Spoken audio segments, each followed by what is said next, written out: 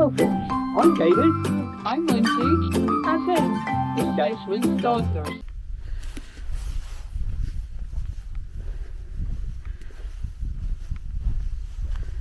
Hello and welcome to Lochindorb.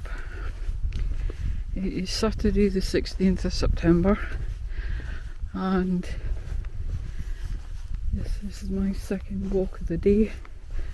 I've already walked round the beach and walked down to the plantation and come back with a bag of rubbish.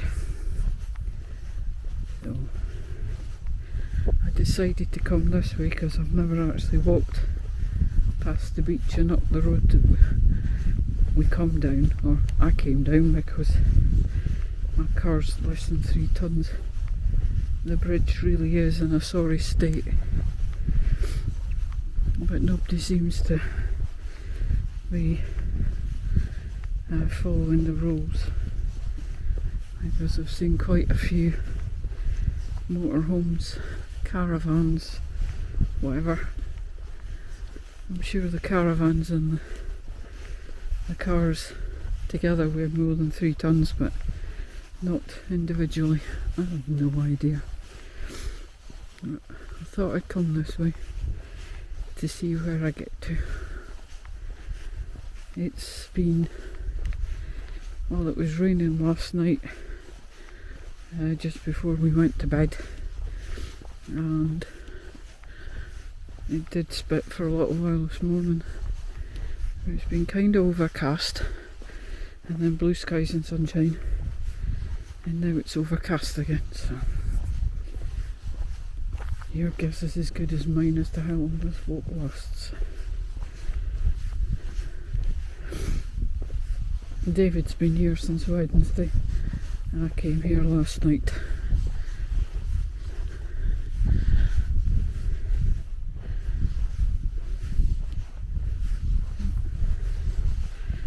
It's definitely not as busy as it was when we came during the hot weather, when all the craziness happened and people parked their cars and laybys and caravans and laybys and just ignored everybody.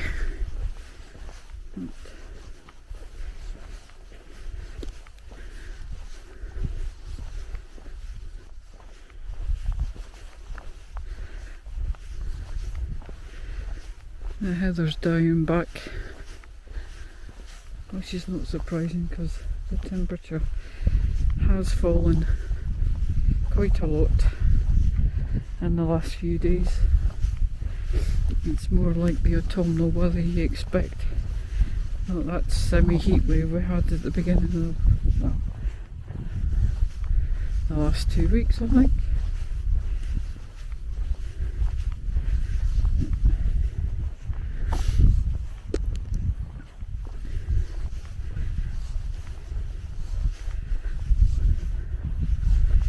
Put my car in the garage on Thursday because it's due its MOT at the end of the month, so I always put it in early just in case. It passed, thankfully. So because David was away in Desmond, obviously he was here, and Craig was at work, I walked up to the garage to pick the car up, and I went the scenic route. I went through the trees,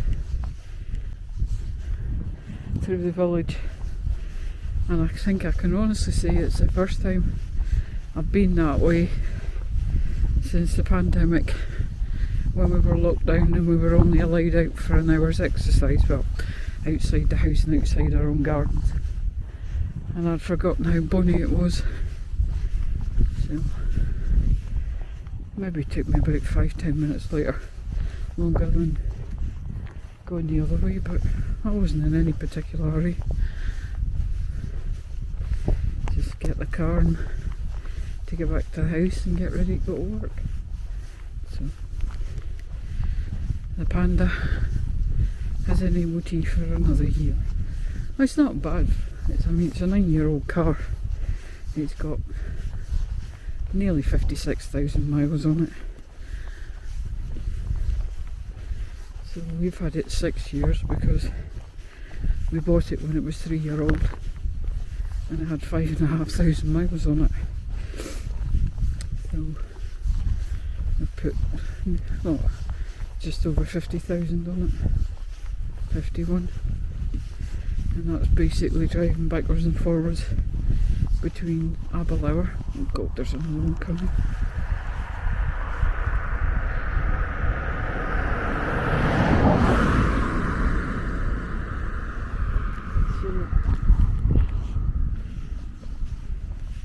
Between Aberlour and Fochabers, and then Fochabers to Elgin, and the runs to Aberdeen.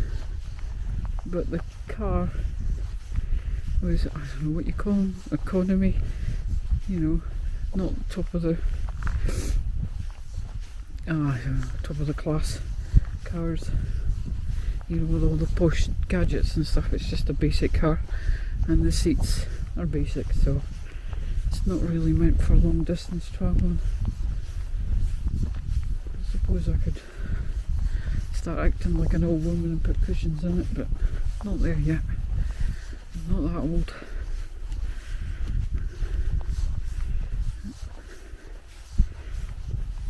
It does me. It does what I need it to do. It takes me, gets me to work, gets me home, gets me to wherever David's at with Desmond if we need to do that, and it gets me for the shopping. It's amazing the size of that, but how much I can get in it. It's, I had to take Craig's car on Thursday. That was an experience. It's the first time I've driven that one. I just sent him a text message when I got home and said, your car's still in one piece.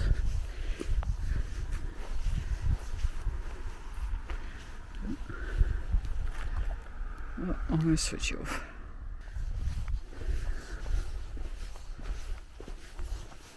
I met a nice gent this morning when I went out for my first walk and I was going across to the beach, because I like the effect on the water of the clouds and the sun and whatever. Whether it's come out or not, I won't know until David looks at them later. I went down because I could see some plastic on the shoreline, and I got little nappy plastic bags that we bought for when we had the cats, you know, so we could clean out the cat litter tray, put the cat poop in it and then put it in the bin. And they're still scented, funnily enough. I don't know how old they are, but they are scented. And I now take a couple of them with me in my camera bag, because they weigh next to nothing. And at least that way I know I can pick up a bit of junk. I've filled it one today already, not with wet wipes. I won't pick them up. I know, bad Lindsay, but there is a limit. Anyway, I met this nice gent. He was having a cup of, I assume it was coffee, I don't know, I didn't ask. And I think he's lonely. He was just looking for someone to talk to. And he's got a van that he had for his late wife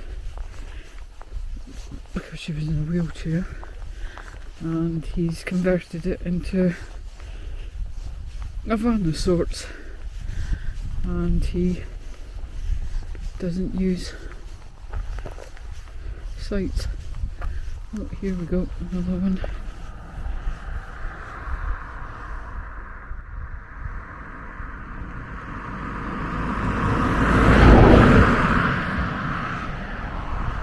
He's going to get the fright of his life if a car comes round the corner, and then he realises this is a two-way road, not just a one-way road.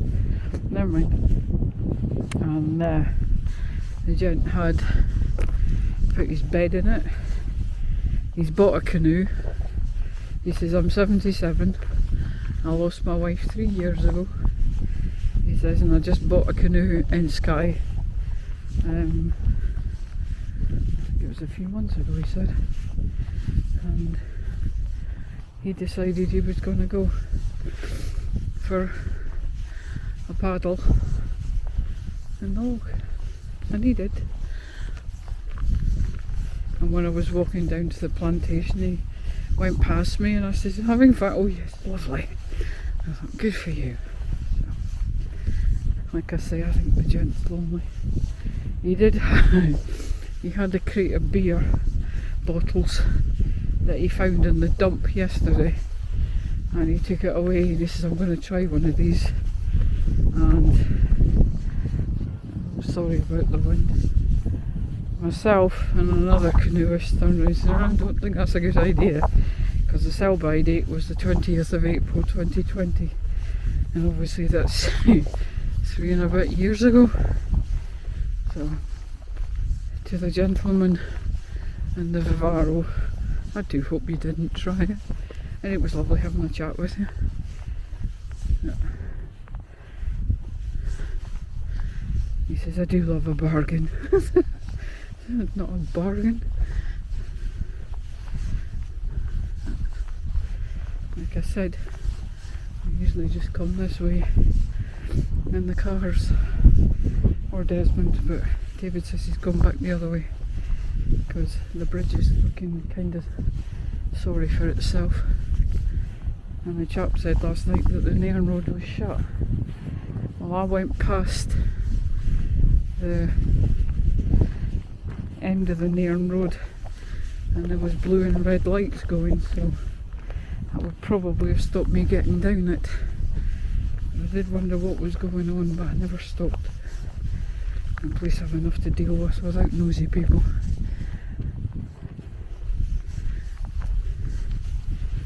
So,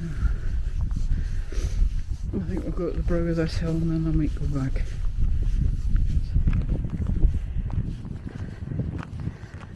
Kind of cold and it's a bit blustery, and I keep seeing rubbish and I just want to scream. I don't even know what the hell that is. What the hell is that? Oh, for God's sake. Pot noodles.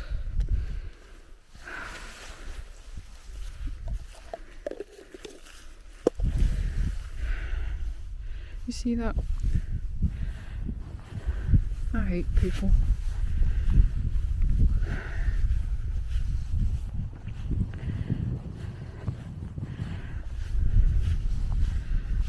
I haven't seen any oyster catchers, any lapwings, haven't heard the buzzard.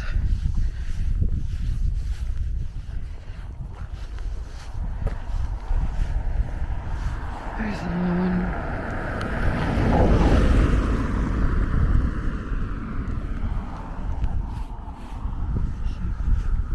See what I mean? This is a busy road, even though it's a single track.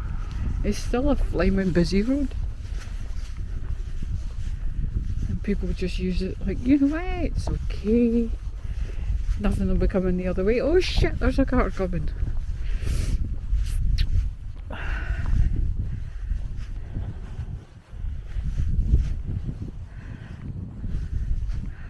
That's why I wanted to come this way, to see where that went.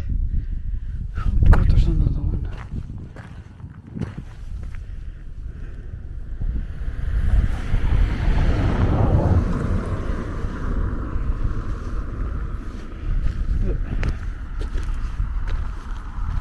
That cut out there, oh, that's why they didn't park, there's a bloody gripping puddle.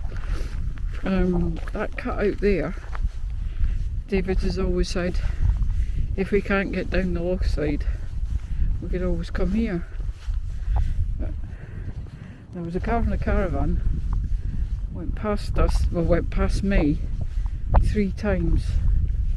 And every time it went past it was getting faster, so I think he must have been extremely pissed off that he couldn't actually get where he wanted to go.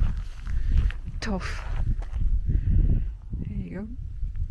So David said we could park there. That looks kind of mucky. You can see the loch. This is usually one of the places that you start seeing the lochs, you think, yeah, I've not got far to go. I've lost count how many times I've been here. Right. I'm going up the hill a bit. This is the main reason I wanted to come up here, is because I know this is here. And I've never actually walked up here. So, come with me in my 2-pot noodle dishes. I have a black bag outside the van that's already got a barbecue grill in it, which was extremely rusted over, and a bag full of crap from picking up from the beach and on the way to the plantation and at the plantation. Oh, and I found another 2 tie wraps. It's not a it's not a successful weekend at Lochindorb unless I find tie wraps. And yes, I am being sarcastic. At least I can stay out the way of the cars if I go this way. Oh, it's got 2 padlocks on it.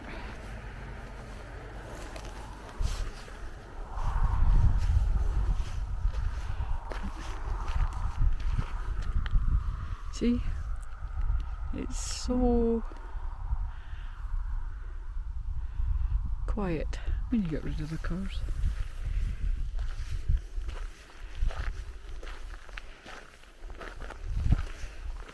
But this is a working estate, as is all the places around this area.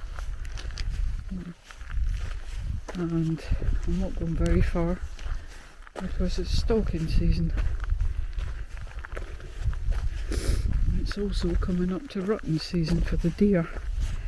And I really don't want to become, classed as competition for the stags, because I don't think I'd win with some of those big beasts.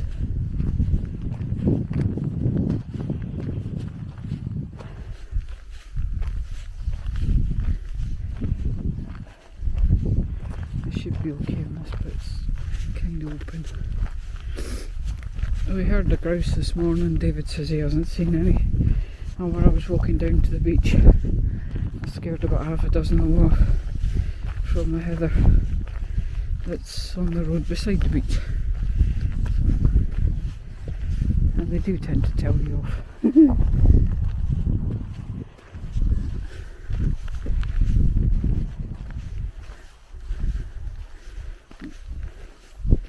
This is obviously the back of the hill from Lochindorb.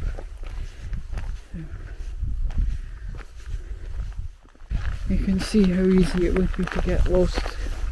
Well, maybe not, but if you're Lindsay, it's easy to get lost. I'm wondering about these hills.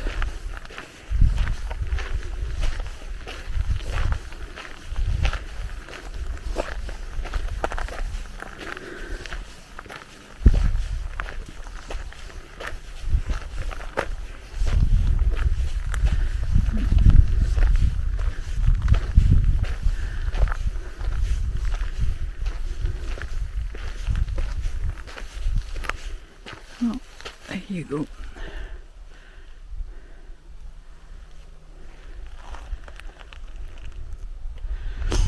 And far off in the distance, you'll probably not see them very well, is the road that takes you to Granton. Eventually, I think. But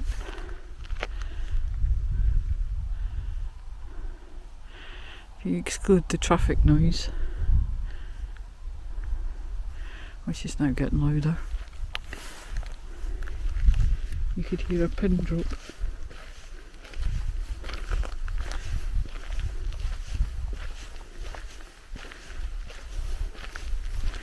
I'm going to switch off a minute because I need to take some pictures.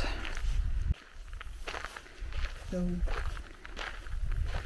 I was reading your comments on David's latest video last night, and I went for my walk through the bloody most part of the forest, and thank you for all the lovely comments. I'm happy to oblige with people's virtual exercise.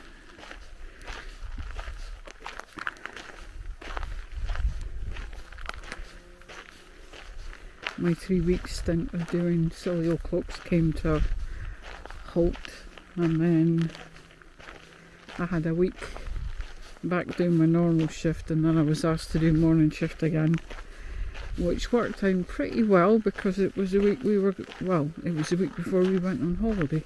So instead of leaving home at 6:30, well, 7 o'clock at night, we left at 1 o'clock when I got back to the house. So it started the holiday a bit earlier than it would have done.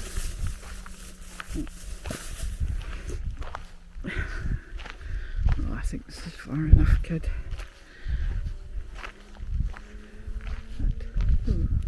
There's one of those shooting things, as in barriers. There's seen a few of them up the hill, but I've never done this bit before.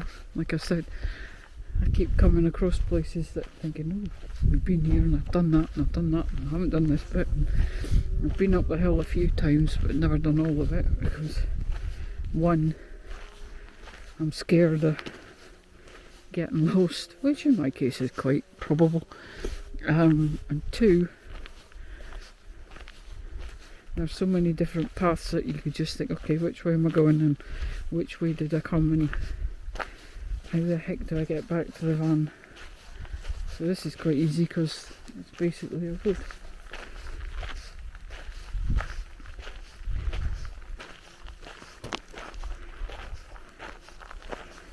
And there isn't a lot of water in the loch, but there is an awful lot of water in the ditches. Well, a lot more than there was when we were here previously, when, you know, everybody and their auntie wanted to stop at Lochindorb. And they did. And some of them even brought their grannies.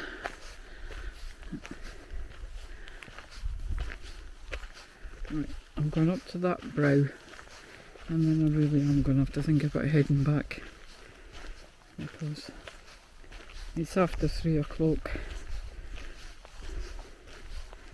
and we're getting to the point where it gets dark.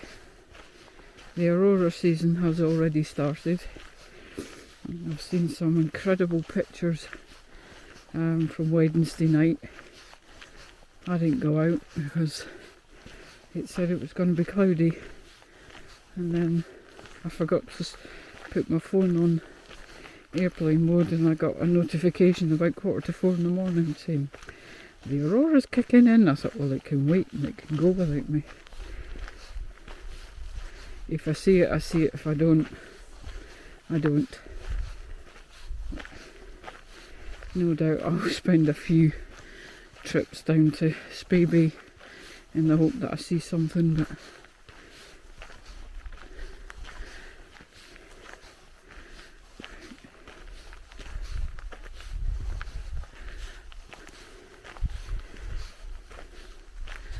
some of the pictures I've seen are so overexposed and blatantly photoshopped that it must be such a disappointment for folk when they come and look at the aurora and then think, oh, it's not what I've seen on the photographs.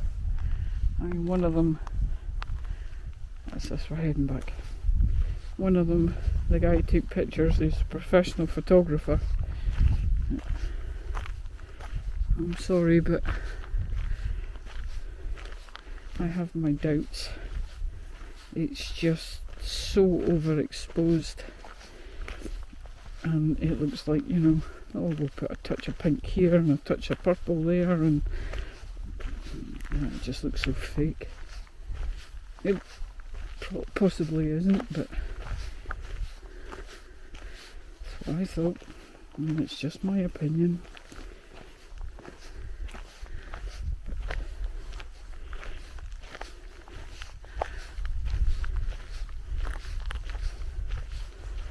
I know the camera, certainly the camera picks up more than I can see.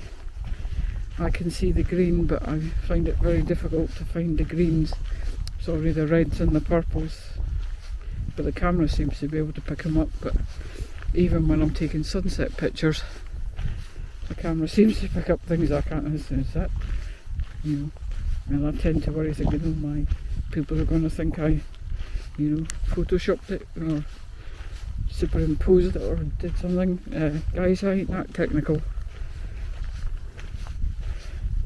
95, well, possibly 98% of the time, if not more, David has to level out my pictures because they're always on a squiff.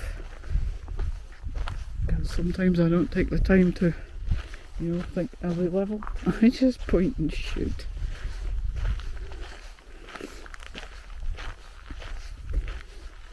I leave all the technical stuff to David. I just take pictures. I take pictures of what I like.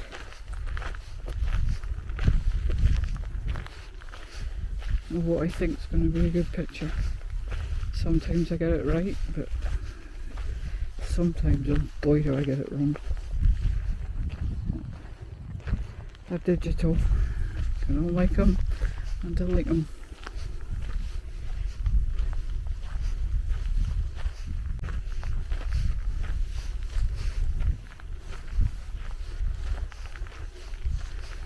When we were away for our week in August, when we went to the Comyns at Camster, we obviously moved because where we were parked was actually on the roadside and the wind was howling, and we moved about half a mile into the forests. But you'll have seen that before you see this. And David flew the drone and said, oh, there's 2 small lochins up there you should be able to get to. And I went for a walk and I saw one very large lochin, and I thought, I don't know how the heck you think I'm going to get there, mate, but I ain't possible. And then I did what he told me to do and went past the green hut that was there, and lo and behold, there was 2 small lochins. I could get to one, but I couldn't get to the other one. Well, I could if I wanted to get my feet wet. And he was full of little damselflies. And even though I say it myself, I got some bloody cracking pictures of them. I was so chuffed.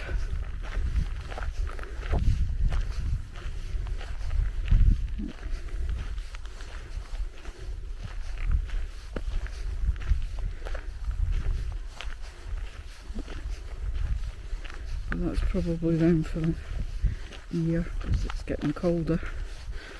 I've seen a couple of butterflies this morning, but they wouldn't stand still. They never do. But they must be coming to an end too. I think we were here 1 October and I walked up into the forestry bit and came across a lot of dead or dying speckled woods butterflies, and I thought, yep, it's getting cold.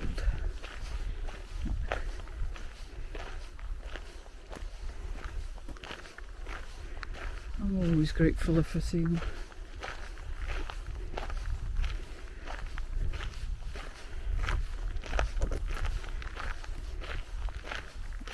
I think that's enough waffle for one day. So I'm going to switch you off, and I will say thank you for watching, thank you for keeping me company, and thank you again for the lovely comments. I do read them, I do comment on them most of the time, and I appreciate every single one of you that's following us on our wee travels with Desmond, because as we've pointed out on numerous occasions, we don't have to go far to get out and enjoy ourselves.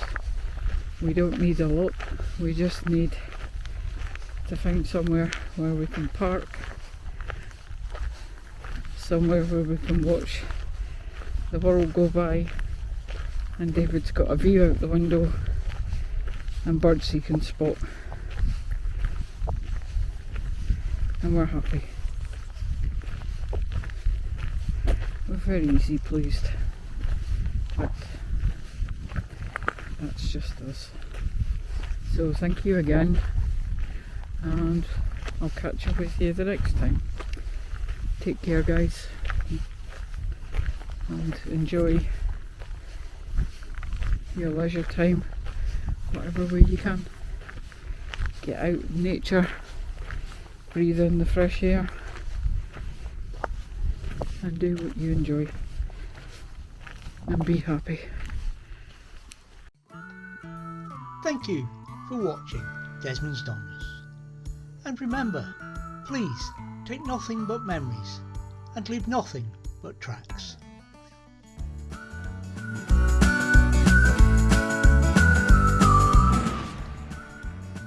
Please subscribe and ring the bell for notifications, and hopefully we'll see you next time.